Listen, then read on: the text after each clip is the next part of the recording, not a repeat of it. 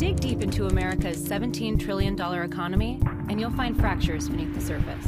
The spoils are split unevenly between men and women, old and young, high school dropouts, and MBAs. But one of the most divisive disparities is only skin deep. This is the economy in black and white. Everything you own, houses, stocks, cars, that's your wealth.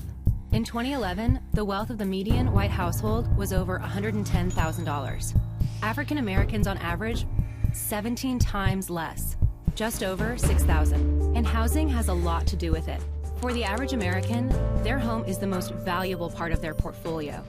It's an investment that can appreciate with time, and it can be passed from one generation to the next. But the rate of homeownership among whites is 28% higher than that of blacks, and the lingering effects of segregation could be to blame. Discriminatory practices by the Federal Housing Administration prevented African Americans from buying houses in many suburban neighborhoods. The Fair Housing Act of 1968 sought to level the playing field. But by then, African Americans were entering a housing market that had already seen massive appreciation.